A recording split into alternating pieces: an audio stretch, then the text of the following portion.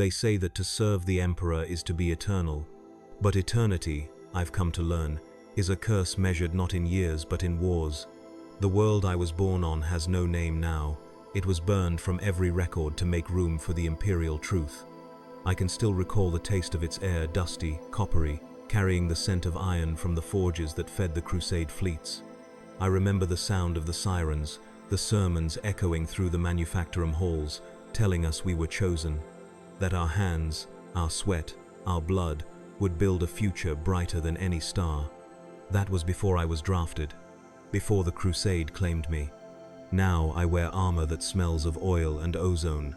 A las rifle hangs from my chest, its grip worn smooth by countless palms before mine. The aquila on my shoulder plate is chipped and blackened, its wings uneven like it has flown through too many storms. Around me, thousands of others prepare in silence, each a cog in a war machine that never sleeps. The hangar trembles with the rhythm of titans walking beyond the hull, each step a god's heartbeat. I used to think this was glory. But glory fades the first time you watch a friend vanish in a plume of plasma. The first time you see the sky burn. The first time you realize that every victory means 1,000 dead whose names will never be spoken. Still, we obey. Because obedience is the only thing that keeps the galaxy from collapsing into madness.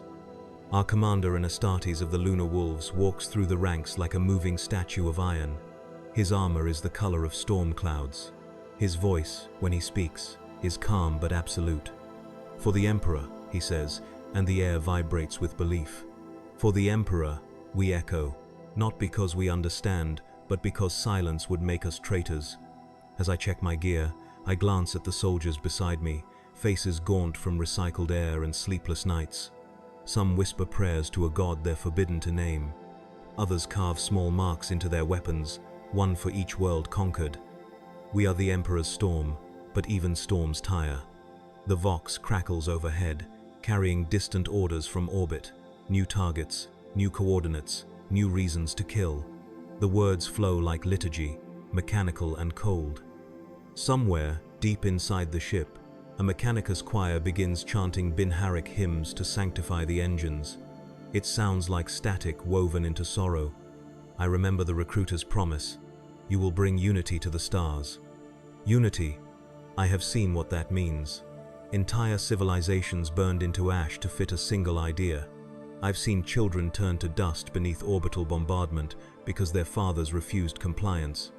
I've watched cities fall silent not from victory, but from absence. And through it all, I keep asking myself, if this is what unity looks like, what does peace even mean? My bunk is small, pressed between two bulkheads that hum with the ship's endless pulse. I used to dream of home, of rain and sunlight, of the smell of real soil. But dreams are a liability here. The Crusade doesn't allow sentiment. It demands function. I've stopped writing names in my field log. They blur together too quickly. We call ourselves brothers, but in truth, we are placeholders for the next to die. Every time the transport doors open, I wonder if the Emperor himself could tell us apart. They say he sees all, but if he does, he must see the rivers of blood we wade through in his name. When I close my eyes, I see them, the faces of the fallen, staring up through clouds of ash. They do not speak, they do not accuse. They simply exist, etched into the corners of my mind like ghosts of purpose long lost. Tomorrow, we make planetfall on another world of unbelievers. I've stopped asking what they believe in. It doesn't matter. The imperial truth allows no rivals. The preparation ritual begins again. Polish the rifle, recite the catechism of accuracy, check the seals on your armor, check them again. You don't do it because you expect to survive. You do it because routine is the last thread of sanity you have left. Outside the barracks window, I can see the void beyond the ships shielding 1,000 stars, each a promise of another war. The Great Crusade stretches on without end, devouring everything it touches. To live through it is not a blessing, it is endurance, carved from fear. And yet, when I stand among my regiment, beneath the banners of the Imperium, and the Vox calls us to deployment, there's a moment, brief and fragile, when I feel something close to pride. Not the pride of victory, but of survival, of still being here. when so many are not. They say the Emperor's light reaches all corners of the galaxy. But from where I stand, it feels more like a distant star bright enough to guide us, but too far to warm the dead. Still, I march, because to stop is to vanish. The siren blares, the deck shifts. Dropships roar to life, their engines shaking the air. The smell of promethium fills my lungs as we line up for embarkation. The light inside the bay flickers from red to white, a silent countdown to another descent. I can feel my pulse sync with the ship's heartbeat. Every thud echoes through my armor, through my bones, through the fragments of faith still clinging to me. The Astartes commander raises his blade, its surface reflecting the cold light of the lumen strips. "For the Emperor," he repeats, and for a heartbeat, I believe him. The ramp lowers, the wind screams. Beneath us lies a planet shrouded in storm and shadow, waiting to be liberated. The first shells fall from orbit, blooming into fire across the horizon. I can taste the dust of war before we even touch the ground. When my boots finally meet the soil, it's like stepping into memory familiar and foreign all at once. The air tastes the same as every other world. Iron, smoke, despair. I wonder if this planet has poets, and if they'll live long enough to describe what's coming. The first order comes through the Vox, steady and merciless. Advance, purge resistance, no mercy. We move as one, a tide of flesh and metal sweeping through the ruins of another civilization. Lasfire cuts through the air, painting the fog with red light. Explosions bloom like dying suns. Someone beside me screams a name, maybe a prayer, but it's lost in the roar. As I fire into the haze, the recoil drives into my shoulder, steady, rhythmic. There's no thought anymore, only motion. Kill, reload, advance, repeat. The rhythm of survival, the melody of obedience. And amid the carnage, I feel it again, that strange quiet in the center of the storm. The part of me that still wonders, still feels, still mourns. I crush it quickly. There's no room for questions in the Emperor's war. When the smoke clears, and the sky burns red with orbital fire, I look up at the ships, blotting out the stars, and whisper to myself so low, even the Vox can't catch it. May he never see what we've done in his name. The days that followed were a blur of smoke and marching boots. The campaign reports called it a pacification. That word always tasted wrong, like oil on the tongue. There was nothing pacified about the ashes we left behind. We moved under skies the color of burnt iron, where the clouds hung heavy and the air itself felt rusted. The suns here bled pale light through the haze, turning our armor into dull silver tombs. Every sound echoed, the clatter of boots, the whine of servo motors, the whisper of Vox static. Even silence here felt mechanical, engineered. They said this world's name was Dalmora. It had once defied imperial compliance, worshipping its own gods in defiance of the Emperor's truth. Now it was just coordinates, one more black mark in the Crusade's endless ledger. We marched through what remained of its cities. The spires were broken, their tips melted by orbital bombardment. Streets once filled with life now held only shadows and half-buried bones. I saw a child's doll lying in the dust, its eyes burned away, its smile still painted on. I didn't pick it up. Behind us, the Mechanicus engines groaned like beasts of burden, dragging supply crawlers across cracked concrete. Ahead, banners fluttered in the toxic wind, black and gold, the colors of the War Master's Legion. The lunar wolves had already cleansed most of the surface. We were just here to walk through the grave they made. Sometimes, we'd pass through ruins where the air still shimmered with heat from plasma strikes. You could smell the ghost's ozone, and burnt flesh mingled into a single metallic taste that clung to the back of your throat. We wore rebreathers, but nothing could block out that smell. It was the perfume of the Great Crusade. I remember one night in particular. We bivouacked in the shell of an old temple. The icons of the old faith still stood, cracked and bleeding from the bombardments. Someone had painted over them with the imperial aquila, as if two wings could erase centuries of belief. Corporal Venn sat beside me, staring into the embers of a dying fire. "Do you think they ever knew why we came?" he asked. His voice was soft, like he was afraid the walls might be listening. I didn't answer, not because I didn't have one, but because answers had become dangerous things. He smiled weakly, as if reading my silence. I thought so. Then he pressed a charm into my hand, a scrap of metal shaped like a gear, tooth edges worn smooth by touch. From a Mechanicus priest, he said. He told me it brings order. Order, I repeated, turning the charm in my gloved hand, or obedience. Ven didn't reply. The fire hissed, sputtered, and went out. That was the last time I spoke to him. He stepped on a mine 2 days later. The blast left nothing to bury. After that, I stopped keeping count. The march continued. Days bled into nights, nights into days. The sky never changed. It was always that same shade of iron gray, as if time itself refused to move. When exhaustion set in, you didn't rest, you just shifted from walking to dreaming, both equally empty. Sometimes I'd look up and see the Titans in the distance, massive silhouettes moving like mountains given purpose. Their every step sent vibrations through the earth, shaking dust from the ruins. The priests called them the God Machines. Watching them stride through firestorms, I almost believed it. And yet, even the Titans seemed small beneath the shadow of our purpose. We were told that we were bringing enlightenment to the galaxy, that every world we conquered would one day thank us for saving them from ignorance. But enlightenment, it turned out, looked a lot like extinction. There were whispers among the men. Some said entire worlds surrendered before we even landed, just to avoid the torch. Others said they fought anyway, because dying free was better than living under our creed. I used to believe rebellion was evil. Now, I wasn't sure if it was madness or courage. Once, during a brief pause in the march, I saw something strange, a mural, half buried beneath soot and ash. It showed a sun rising over a field of silver towers, people raising their hands in joy. It must have been painted before the war. Someone beside me spat on it. False hope, he muttered. Maybe he was right. But as I looked at the faces in that mural, smiling at a dawn that would never come, I felt something stir inside me, something dangerous. Regret. Our commander gave no speeches. He didn't need to. His presence alone was command enough. The Astartes didn't march. They advanced, each step deliberate, inevitable. Their armor reflected the fire of the skies, their banners unburned by the heat. Watching them, I felt both awe and envy. They were the Emperor's angels, unfeeling and unbreakable.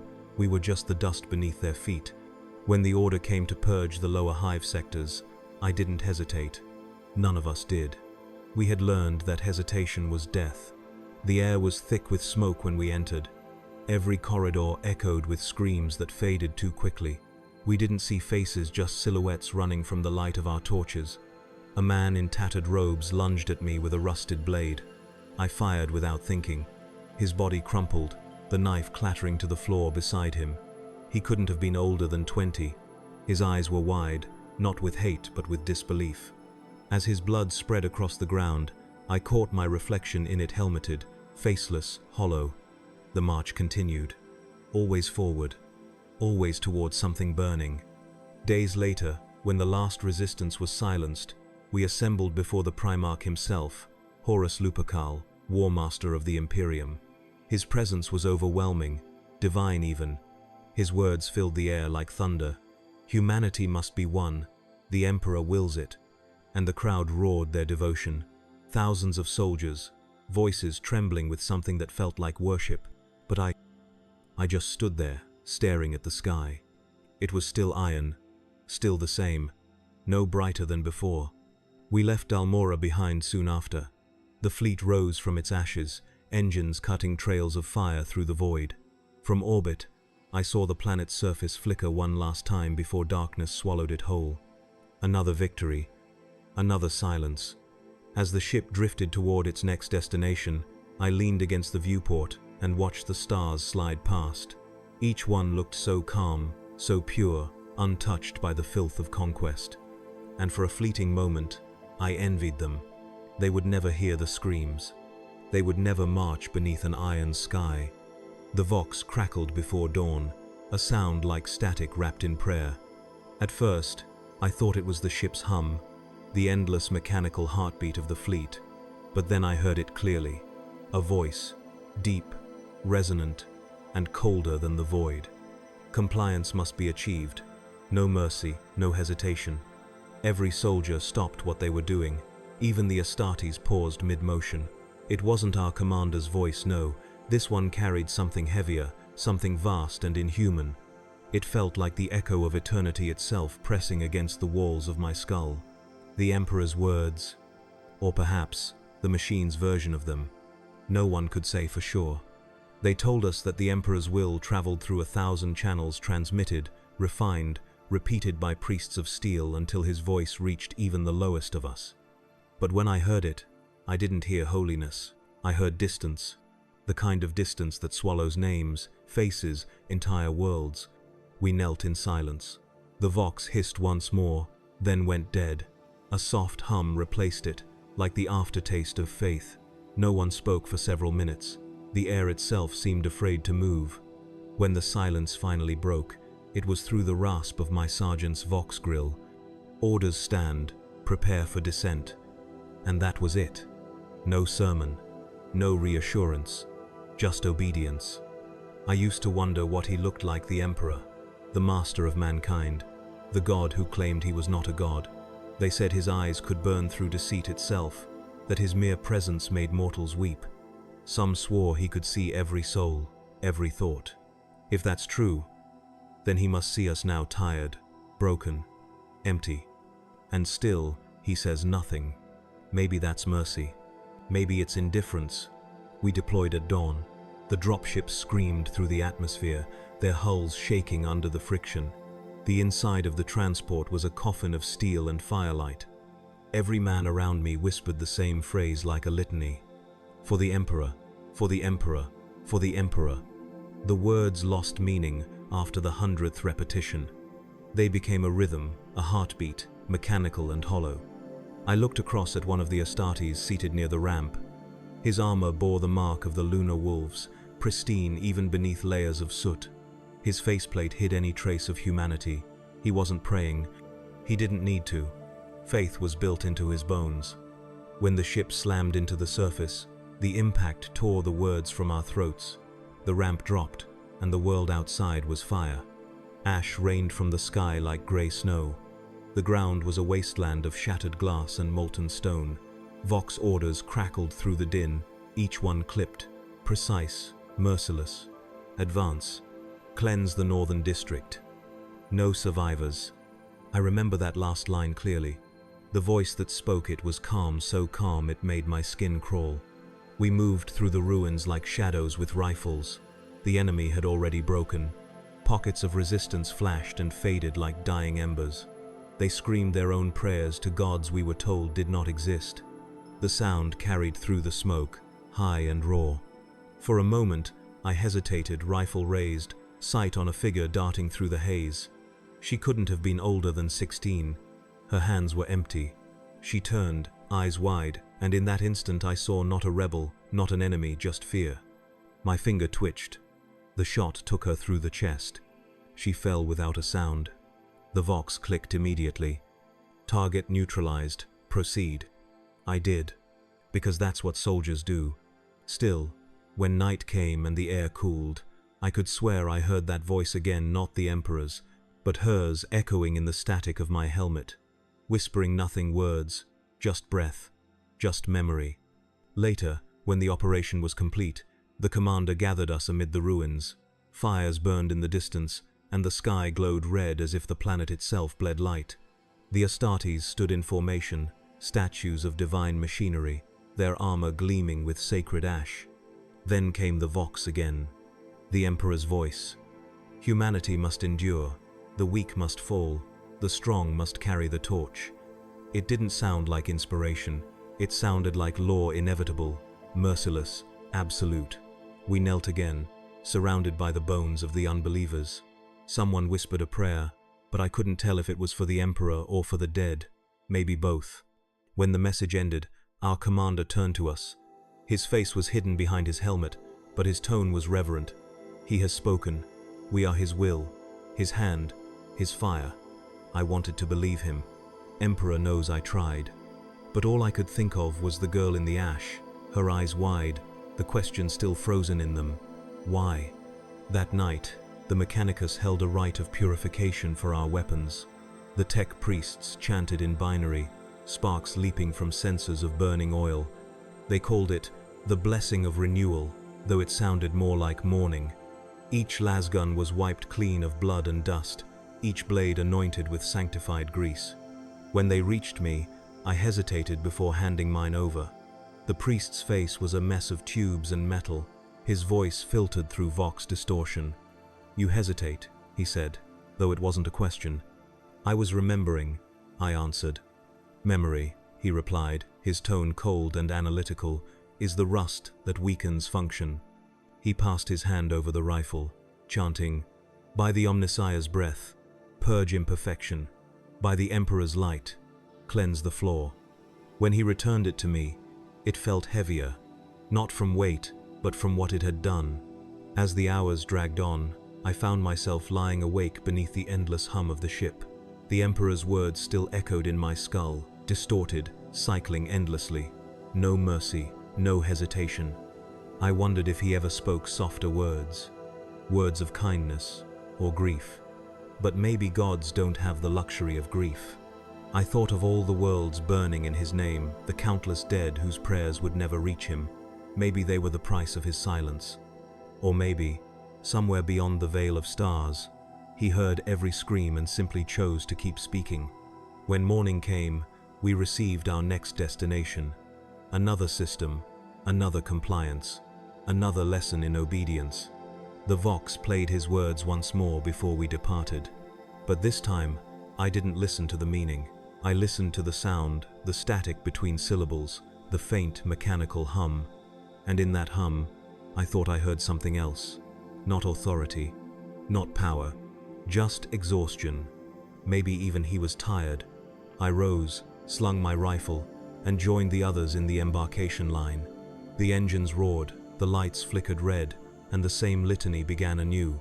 "For the Emperor," they said, and I whispered it too, though I no longer knew whether it was a vow or an apology.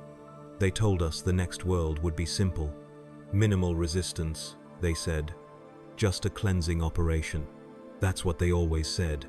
The dropship's hull screamed as we tore through the atmosphere.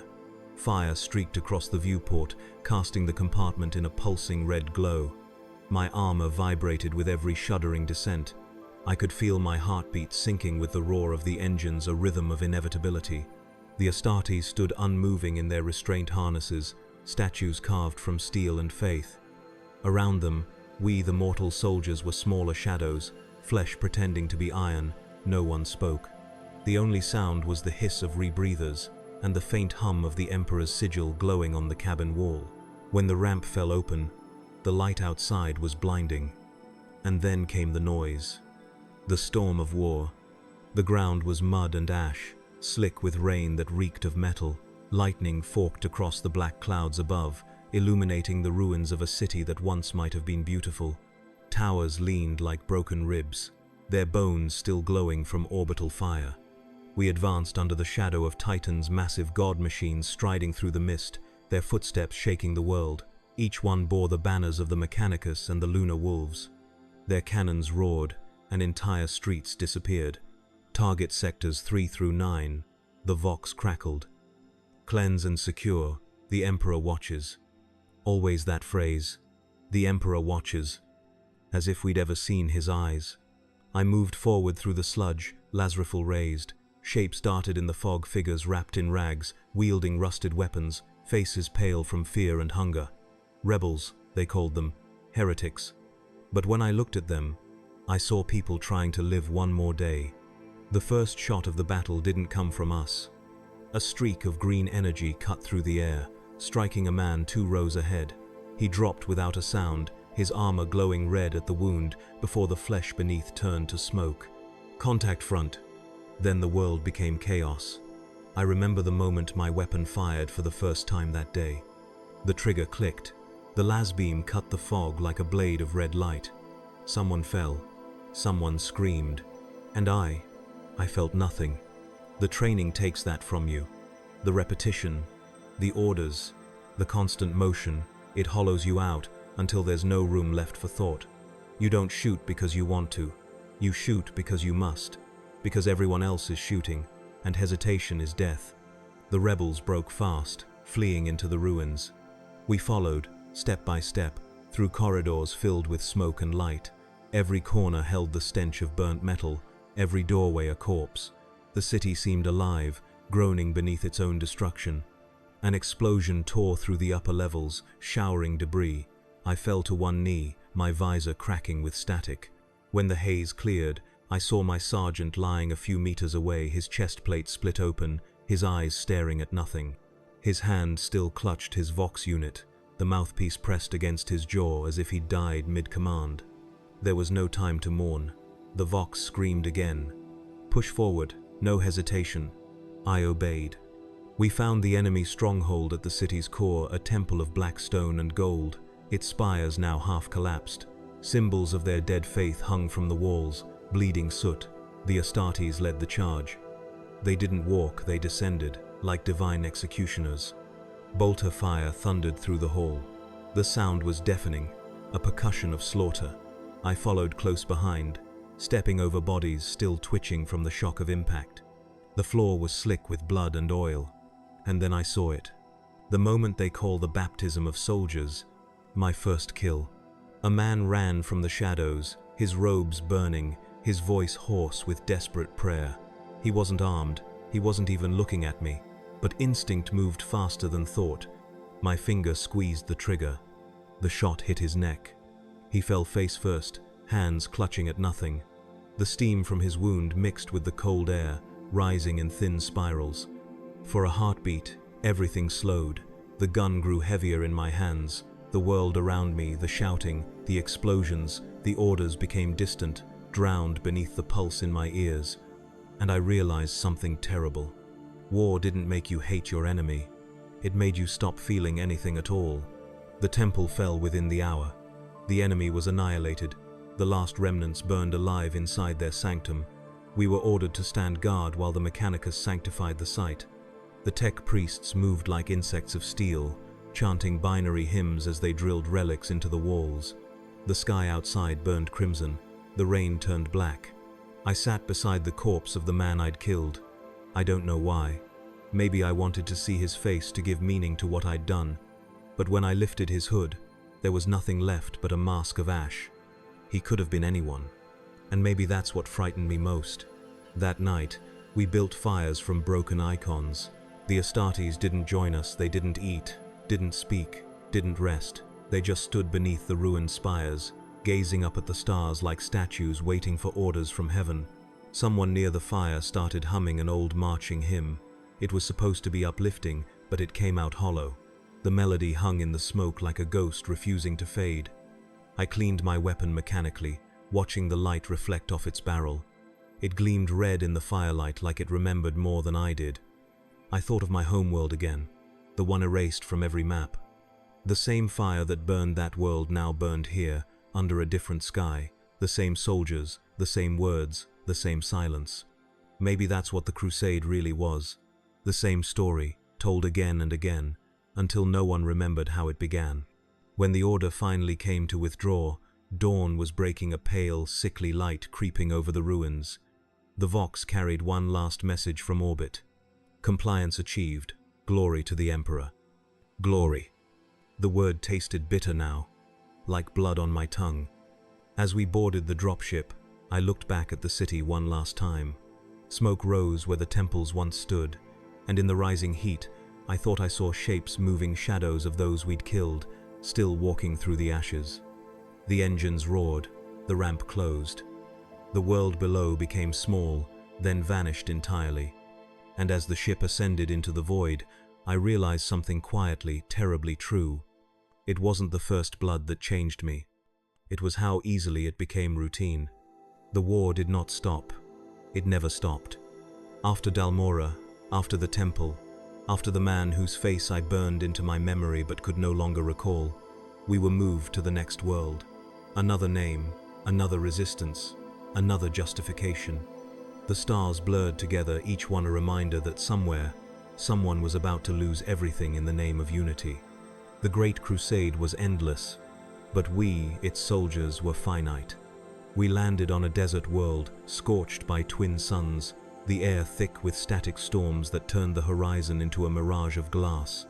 The soil was red like dried blood, and the wind carried whispers through the dunes, voices that sounded like laughter or screams. The Astartes called it Oralis 9. To us, it was hell with coordinates. The first week was pure attrition. Ambushes by nomad tribes, invisible in the dust.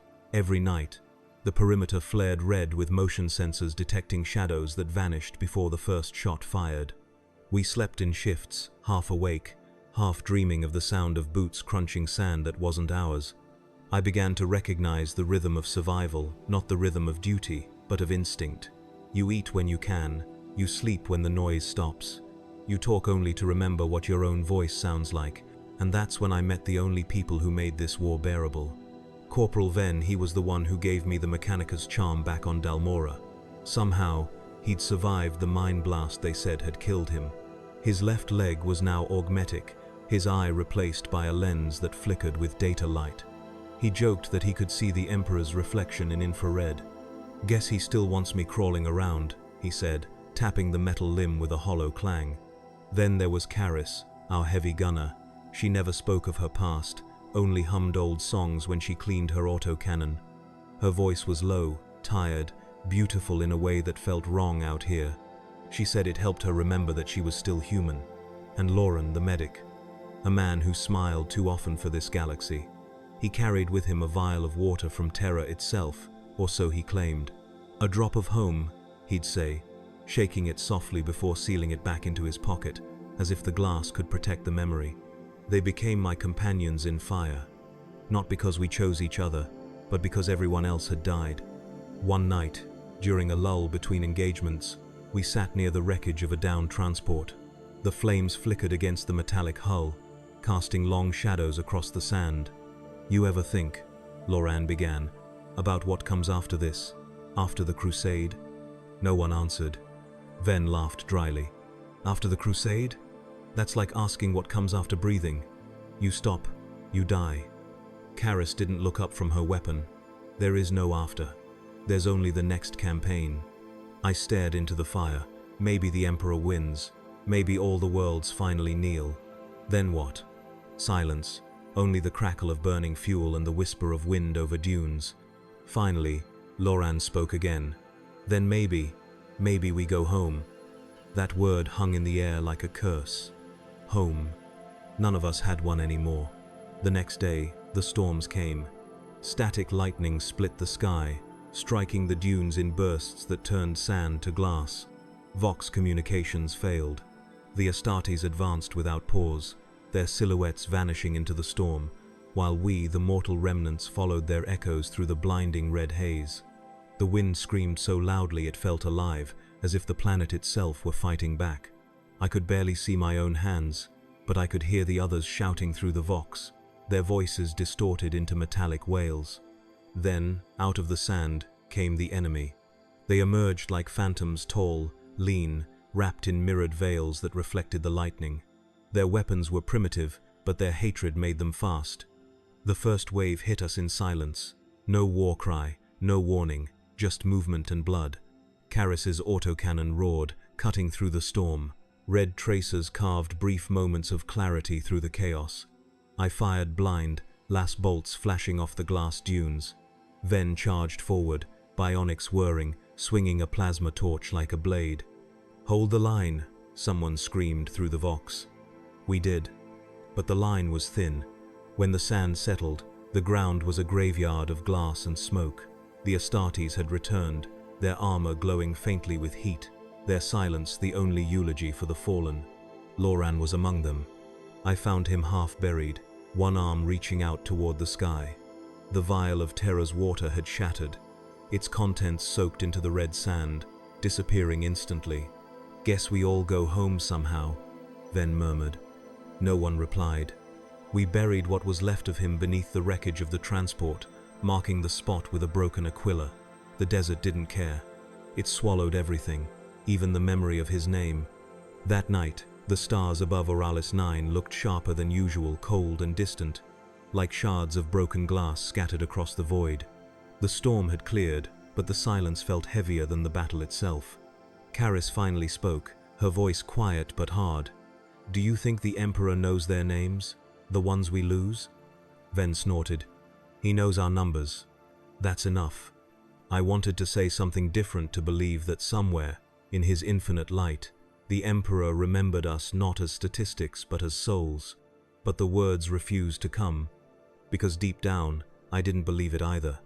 Weeks passed, campaigns blurred, we fought through jungles that bled, cities drowned in acid rain, worlds whose skies burned green with radiation. Every victory felt smaller than the last. Every comrade we lost was replaced by someone new, younger, quieter, already halfway gone. The friendships, the laughter, the brief sparks of humanity, they became rarer with each campaign. Like stars fading one by one into the black, I began to forget faces, voices, even the tone of my own laughter, but I never forgot their names. Ven, Karis, Lauren, the companions of fire, burned into my memory like the marks on my armor. When our regiment was finally rotated off Oralis 9, I looked back from the transport ramp and saw only a world of glass, reflecting the stars like a mirror. For a heartbeat, I thought I saw our reflections there, 4 soldiers, whole again, laughing around a fire. Then the engines flared, and the illusion vanished. The crusade moved on, and so did we. But somewhere, buried beneath the dunes and ashes of forgotten worlds, pieces of us still lingered, ghosts caught in the static of the Emperor's endless war. Time became meaningless. Days bled into nights, campaigns into decades, and decades into something for which we no longer had a name. The Great Crusade had no seasons, no years, only the rhythm of engines, the smell of blood, and the sound of marching boots. I stopped marking the days after Oralis 9. The parchment had run out long before, and so had purpose. The only measure of time was the number of worlds burned in the Emperor's name. We were his soldiers, machines of flesh, worn thin by repetition. They called our regiment the Silent Cohort, not because of pride or honor, but because none of us spoke anymore unless we had to. Words had become as rare as mercy. We were deployed to Hive Theta Prime, a world of smoke and steel. Imagine a city so vast it swallowed its own horizon, towers so high they pierced the clouds. The air was poison, the sun just a dim smear behind an eternal smog. We arrived not to liberate, but to remind. The world had already sworn loyalty to terror, but whispers of rebellion had begun to rise in its lower levels, miners refusing to tithe, preachers calling the Emperor a false god. The War Master would tolerate no whispers. Compliance, they said again. Always that word. When our drop ships pierced the clouds, we descended into darkness so thick the lights of the upper hive disappeared completely. The lower levels stretched for kilometers, a labyrinth of pipes, catwalks, and decay. The air smelled of oil and rot, of humanity left to ferment. And yet, there were voices down there, singing. At first, I thought it was the hum of the reactors, but no, the deeper we marched, the clearer it became. A chorus, faint but persistent, echoing from the tunnels ahead. It was a hymn. Not for the Emperor. Something older. The vox in my ear crackled. Purge the sectors, destroy the cult, burn everything that breathes. We obeyed. The first wave went quietly. Lass fire in the dark, the dull thud of grenades. The rebels had nothing but improvised weapons and faith. And faith out here was just another kind of madness. I remember stepping over the body of a child clutching a small effigy, some crude idol carved from scrap metal. Her face was peaceful, untouched by fear. We were told she'd grow up to be a heretic, so we'd saved her from that fate. The logic of war was simple. It had to be. After the purge, the Mechanicus sealed the lower levels. The air grew still again. We waited for new orders. None came. Days passed. Weeks. Maybe. Food rations dwindled. Vox contact faded. We were forgotten. That's when the silence began to change. At first, it was just whispers over the comms voices repeating orders that no one remembered giving. Then came the sounds from the walls. Faint scratching, mechanical at first, then almost human. Karis said it was the vents. Ven said it was ghosts. I said nothing. because deep down, I had already heard it before. That sound, the shuffle of boots, the clatter of gear, the rhythm of a march. The dead were walking again. I don't mean ghosts, not really. Not spirits, in the sense the ecclesiarchy would later preach. It was memory itself, the echo of everything we'd done, still marching beside us. Every corridor we passed through carried it the faint echo of footsteps that didn't match our own. Sometimes, when I closed my eyes, I saw them.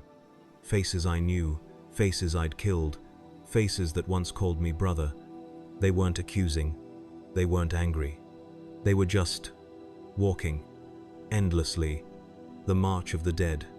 We finally received orders weeks late, maybe months. The voice on the Vox was barely human, distorted by static and distance. Ascend to level 0, report for reassignment. We followed the order, because that's what soldiers do. But as we climbed through the hive's endless stairwells, we began to notice the walls. Someone or something had carved symbols into the metal, long spirals of text, repeating over and over. He does not hear. He does not answer. He does not see. The further up we went, the fresher the carvings became. At first, we thought it was the rebels. Then we saw the marks were made by Bayonet's Imperial issue. By us. When we reached the surface levels, there was no one left to greet us. The command bastion was empty. Vox towers flickered with dead light. Hive Theta Prime had fallen silent. And in that silence, something inside me broke. It wasn't grief, or fear, or even anger. It was the realization that obedience had outlived purpose. We had become the march itself, the endless movement of bodies without reason, the dead, moving through the motions of life. Ven died next. A reactor vent collapsed, tearing half his body away in an instant. His augmetic leg twitched for a long time after the rest of him was gone. Karis said a prayer in binary. I didn't say anything. We burned what was left of him in a maintenance pit. The flames barely touched the metal. When I looked at what remained, I realized that there was nothing left of the man who once joked about seeing the Emperor in infrared. Just bolts and smoke. Another ghost added to the march. That night, as we prepared to leave the hive, I saw them again. A column of figures moving through the misted corridors, uniforms scorched, faces blurred by dust. They marched in silence, rifles slung, eyes glowing faintly with the reflection of our torches. They didn't look at us. They didn't speak. They just walked past, heading deeper into the hive. Karis froze beside me, her voice trembling. Do you see them? Yes. What are they? The ones who never stopped. When we reached orbit, the world was already burning. Orbital bombardment had begun, standard procedure for contaminated hives. The surface turned molten, the air thick with plasma fire. From the viewport of the troop transport, I watched the city melt, its spires collapsing like candles under a dying sun. Karis stood beside me, eyes hollow behind her visor. We were down there, she whispered. We always are, I said.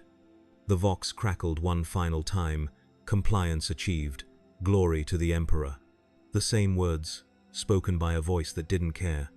And as the flames devoured Hive Theta Prime, I realized something no priest would ever dare to say aloud.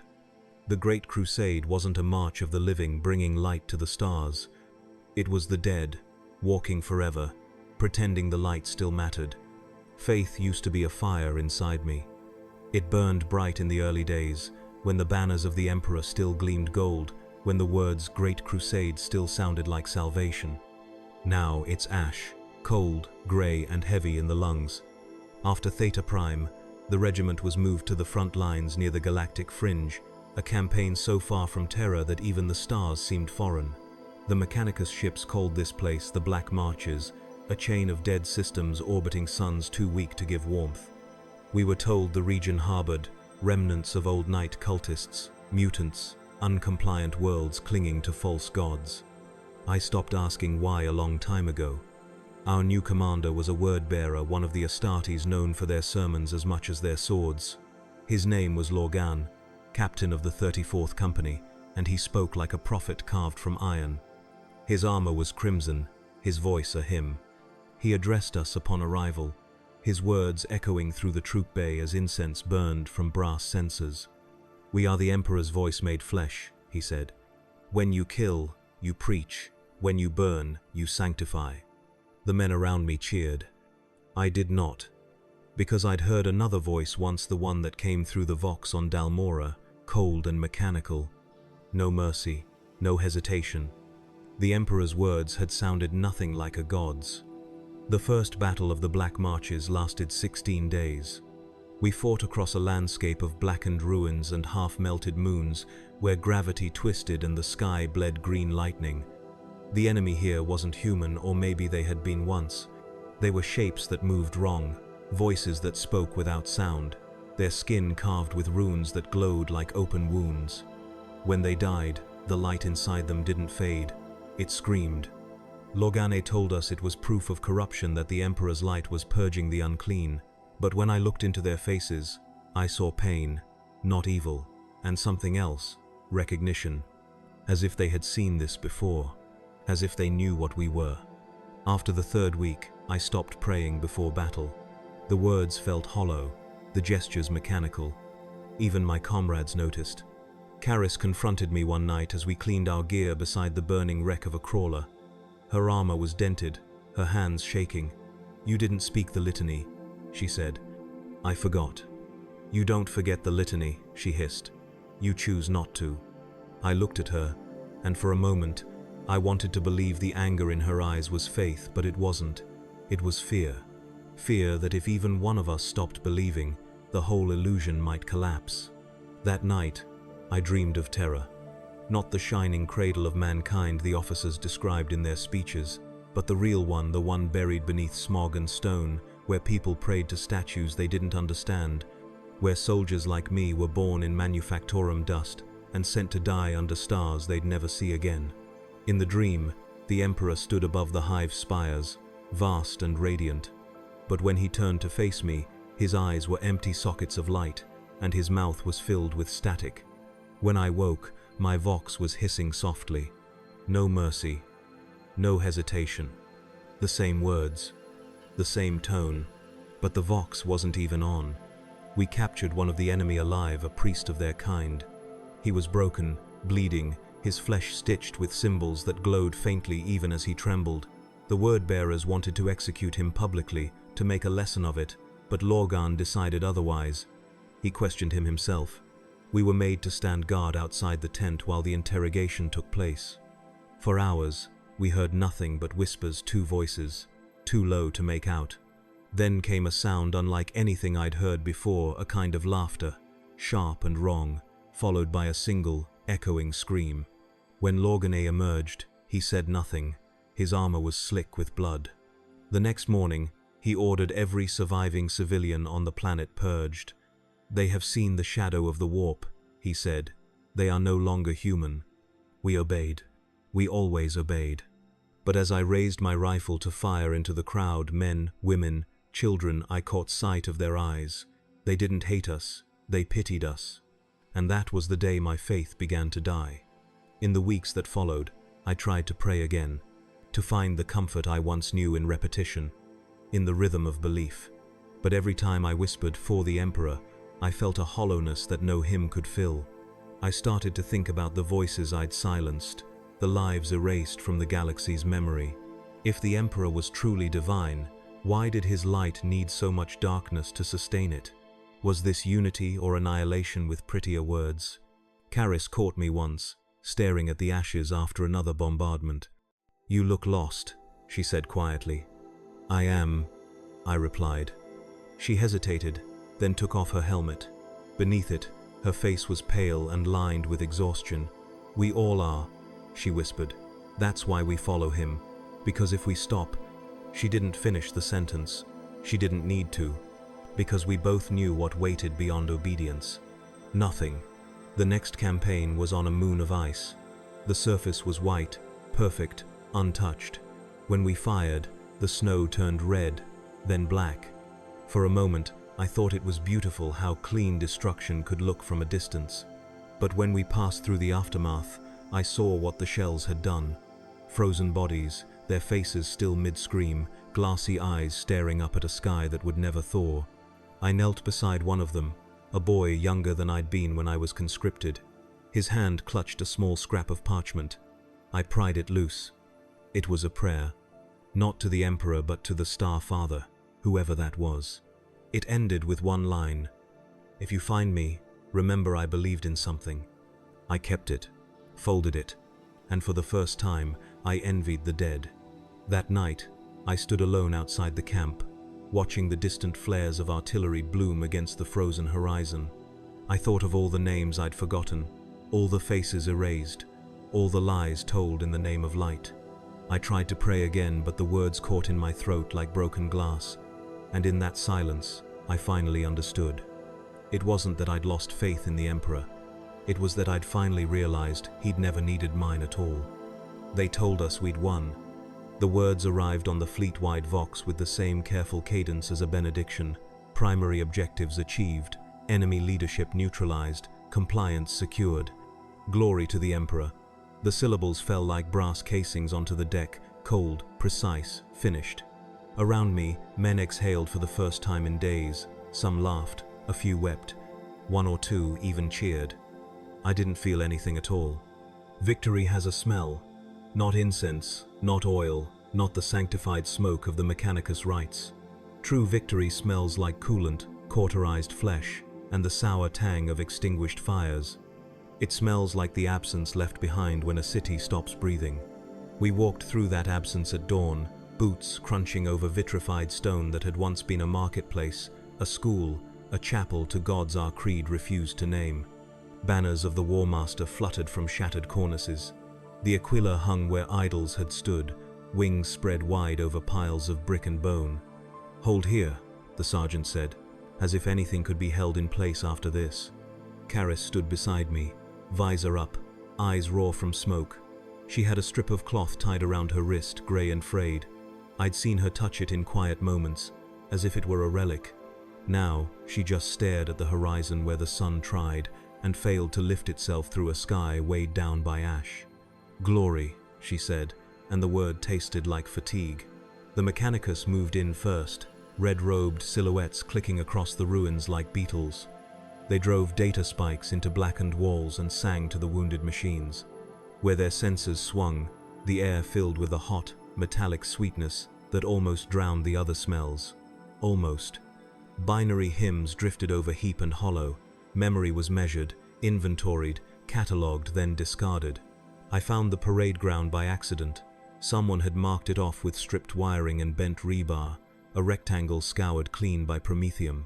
A lectern stood at its center, cobbled from hab panels and the cut-down haft of a statue's staff. Even in victory, the administratum finds a way to raise a stage. By midday, the remnants of our regiment were assembled, a thin line of silhouettes under an anemic sun.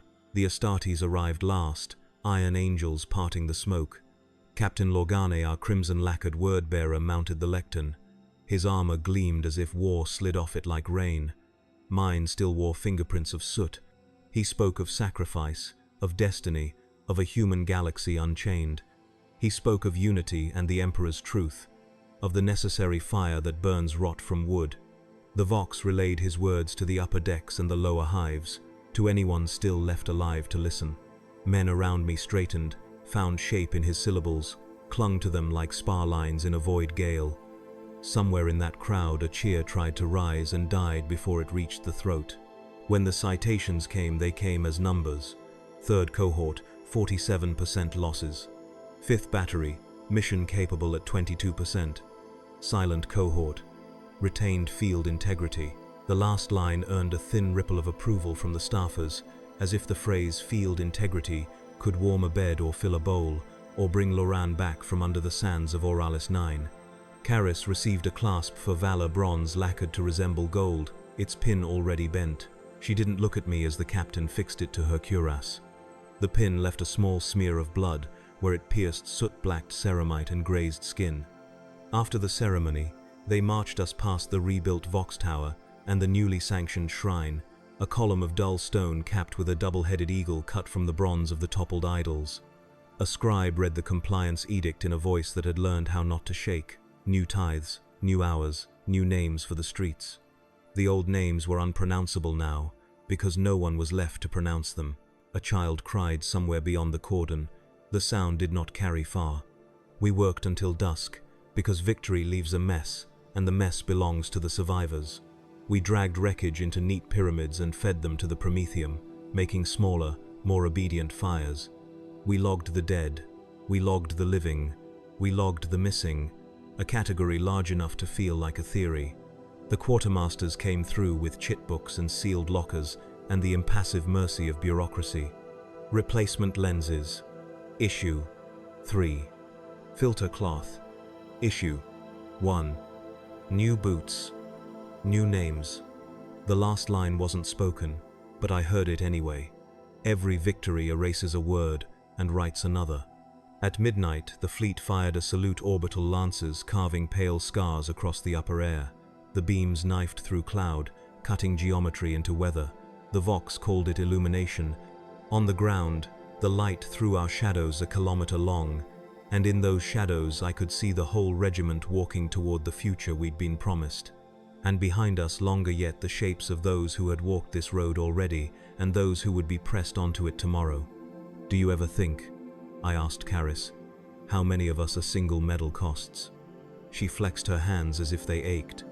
"No one writes that number down." "Someone must," I said, and knew it wasn't true. We slept in a transit tunnel that night, our bodies slotted like cartridges into an old machine. I dreamed of a city washing itself clean, not with rain, but with dust, an endless tide of grey that polished every surface into anonymity. When I woke, the tunnel tasted like that dream, static on the tongue, grit in the teeth, the aftertaste of apotheosis. Morning brought orders. Morning always brings orders. Resupply inland, secure the Manufactorum heart, establish instructional cadres to teach the new catechism of work. There is no catechism more holy than production. There is no sermon more righteous than an output quota. The first convoy rolled at dawn, tires crunching bone-white rubble. On the way we passed a wall left standing by chance or design. Its inner face was mottled with soot, but beneath the grime, color lingered faded paints in thin, stubborn lines. A mural. I recognized a river. A bridge. People with their arms raised toward a sun that no longer existed. The administratum had slapped a decal over the center, a neat black aquila on a white field. The eagle's talons covered two figures, holding hands. Ven would have said something sardonic. Lauren would have found a way to smile anyway. Caris just looked away and checked the feed tray on her gun. "Eyes front," she said. The Manufactorum district had survived by being useful. Its furnaces were already relit when we arrived, stoked by hands that trembled and eyes that had learned how not to meet ours. The overseer pledged his loyalty with a voice like a rusted hinge. "We are grateful," he said, the way a man thanks a surgeon who took the wrong limb. The word-bearers consecrated the central conveyor with oil that smoked and a prayer that rhymed. I watched the oily sheen spread across the metal like a second skin, somewhere deep in the building. The first sanctioned siren keen to mark the beginning of a new shift.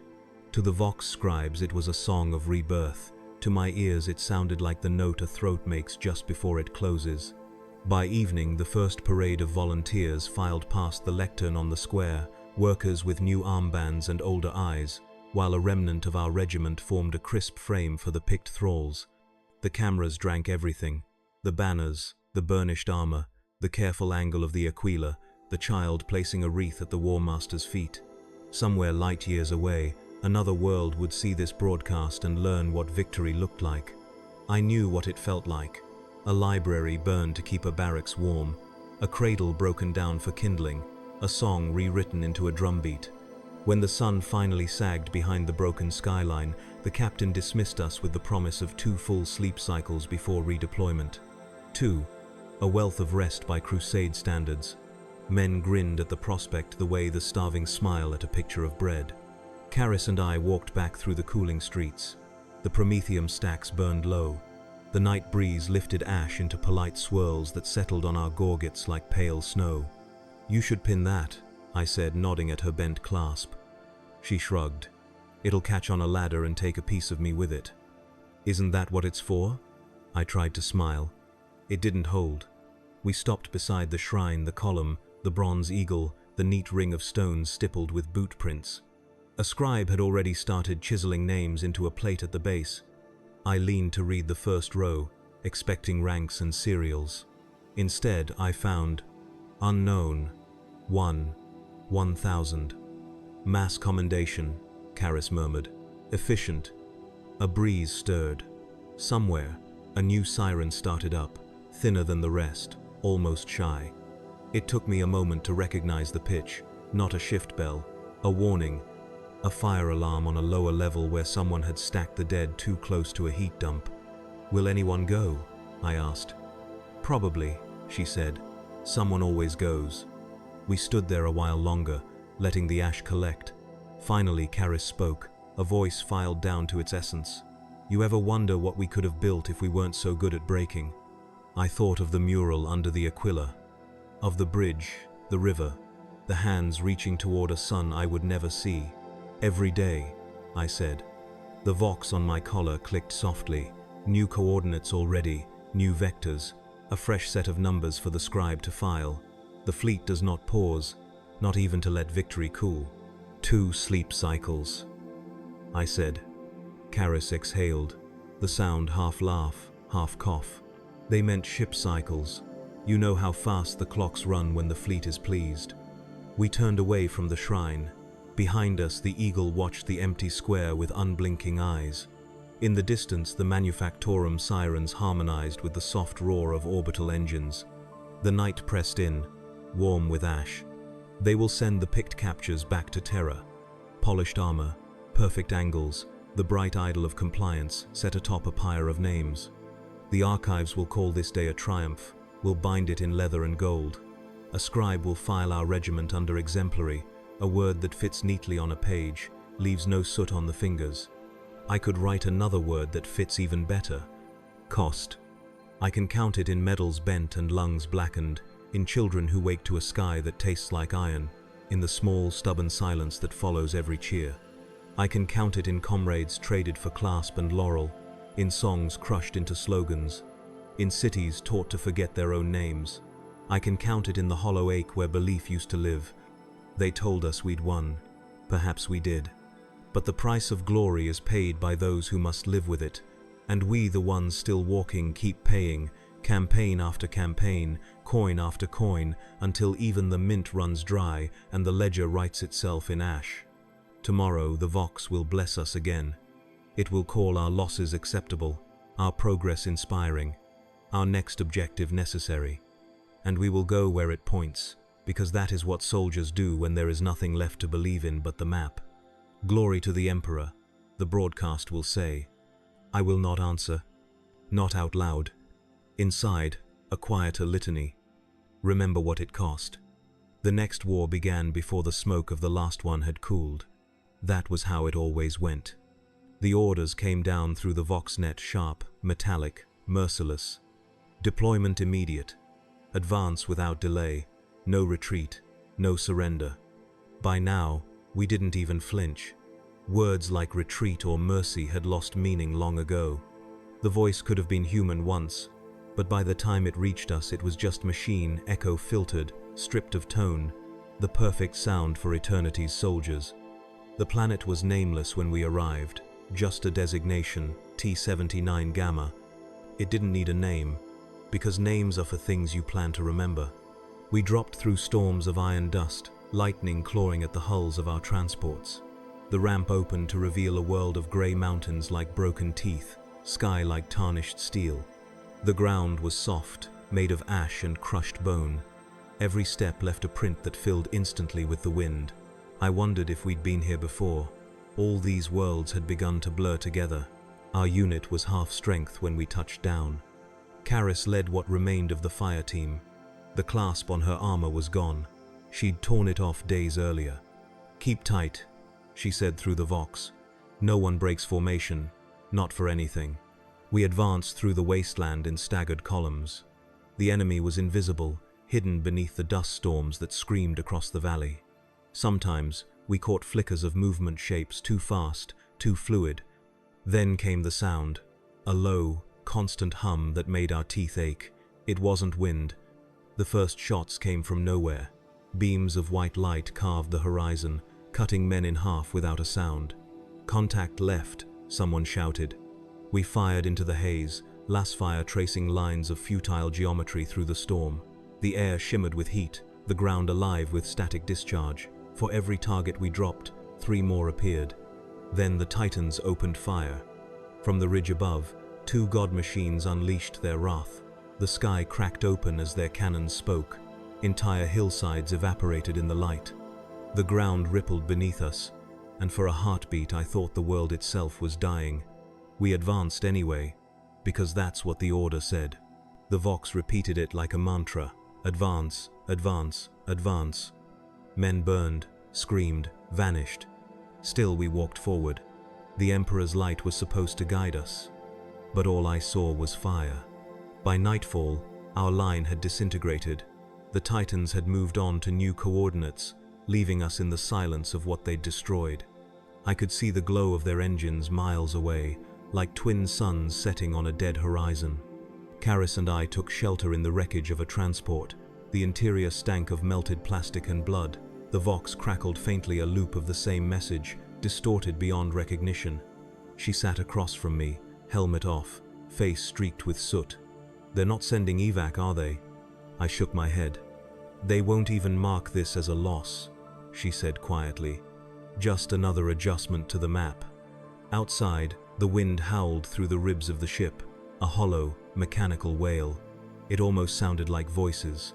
Sometime during the night, the ground began to move.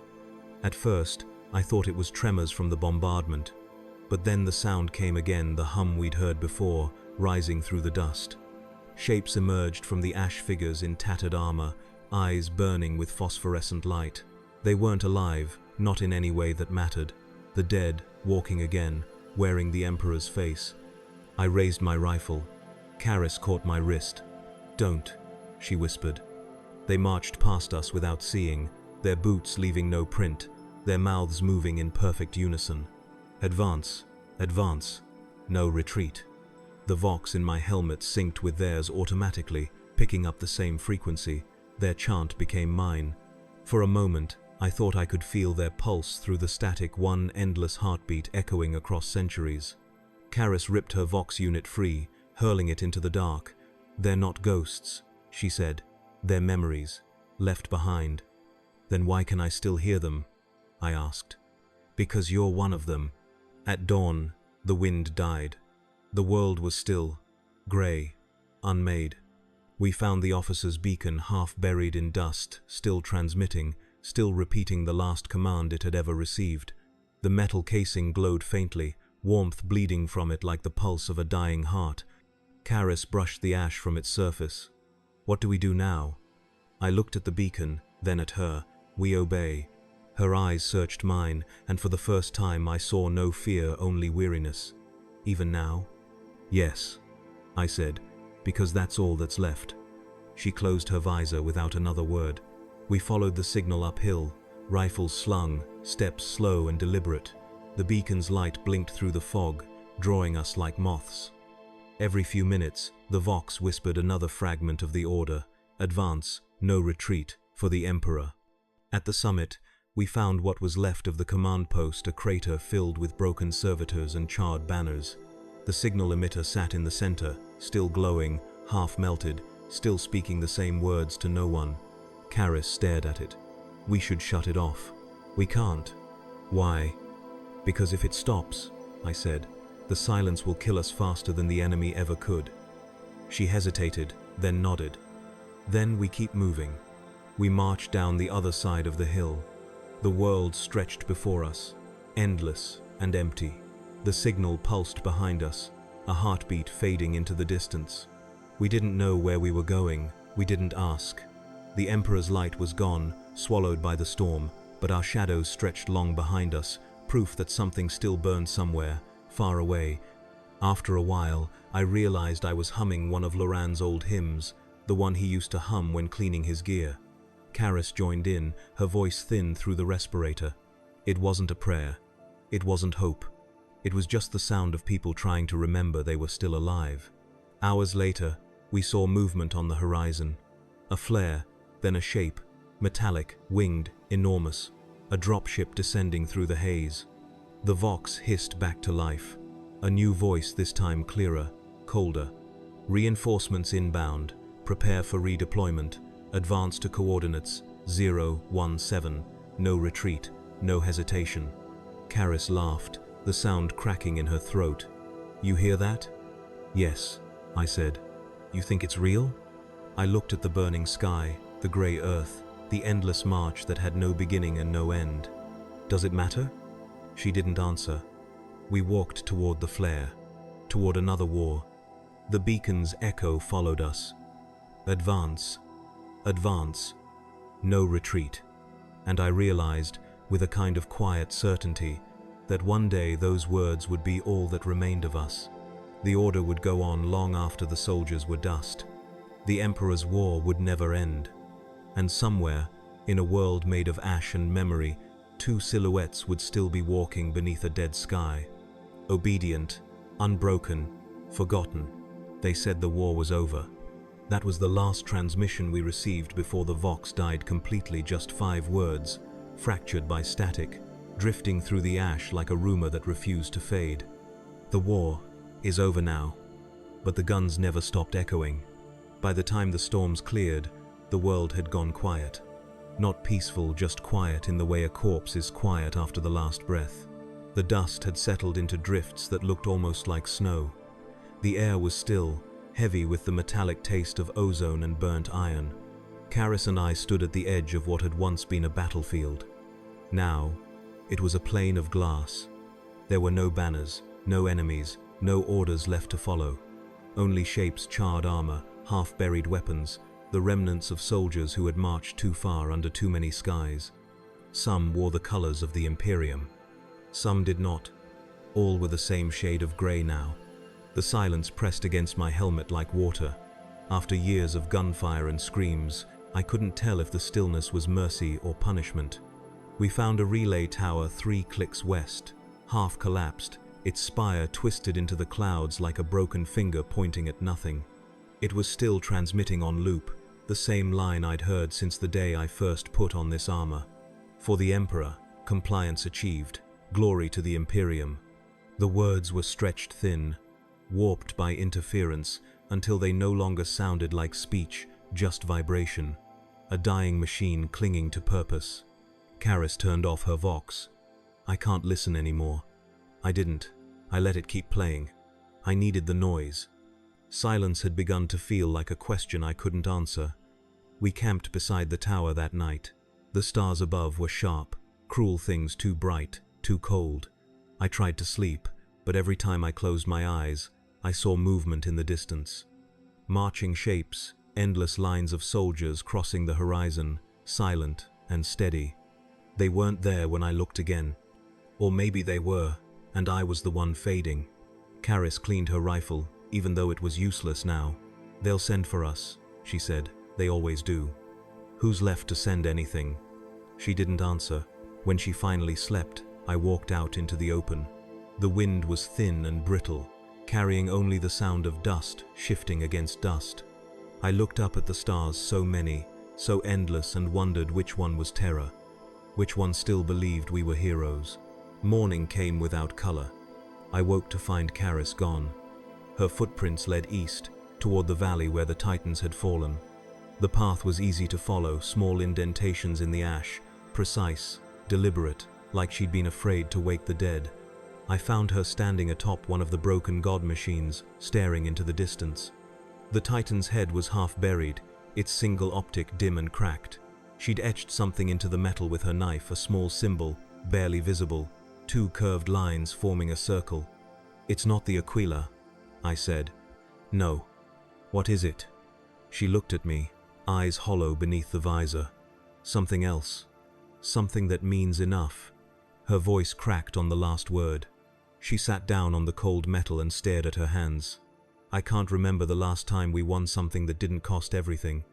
I wanted to tell her that this was victory, that the tower said so, that the Emperor's will was done, that the galaxy was being reborn through our sacrifice. But the words died before they reached my lips. because I'd seen the truth etched into the ground beneath every battlefield we'd left behind. Rebirth and ruin look the same when you're standing in the ashes. We stayed there for days, maybe weeks. The sun never changed position, it just hung low in the sky, as if time itself had stopped keeping track. Sometimes I thought I heard the hum of dropships, but it was only the wind. Sometimes I thought I saw movement among the corpses, but it was only the shifting of shadows. Once, in the distance, I saw a flare bloom briefly on the horizon, a single spark of color against the gray. It could have been a signal. It could have been nothing. Karis didn't even look up. "Let them come," she said. "If they do." One night, while she slept, I turned the Vox back on. Static filled the air like breath through shattered lungs. Beneath it, faint but clear, a voice spoke. "All is dust, the Emperor protects." It was different this time, softer. Human, almost kind. I don't know whose voice it was. Maybe the tower, maybe my own, bouncing back from the void. But I found myself whispering in reply. Not a prayer, not even a plea. Just words. I don't know what we've done. I don't know what we've become. But I remember what it felt like to believe.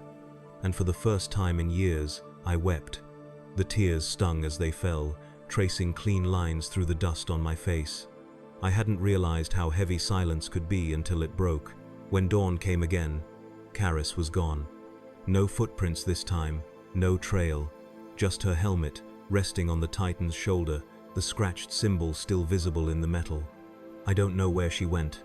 Maybe east, into the mountains, maybe into the gray beyond, where the dead still marched. Maybe she just laid down and became part of the world she'd tried to survive. I didn't follow. Somewhere between the first drop and the last order, I had already reached the end of the march. Now, I sit beside the relay tower. The loop still plays faint, broken, eternal. Glory to the Emperor. It doesn't sound like glory anymore. It sounds like a ghost humming a song it forgot the words to. I think about Loran, about Ven, about Karis and the others. I think about the worlds we burned, the names we erased, the children we told ourselves we saved by killing their future. And I wonder if the Emperor truly sees everything. Does he see this too? The quiet? The empty sky? The soldiers who no longer remember what side they were on? Maybe he does. Maybe he turns his gaze away. When the wind rises, I hear the march again. Faint, rhythmic, infinite. The footsteps of all who came before and all who will follow, echoing through the dust of every world the Imperium has ever saved.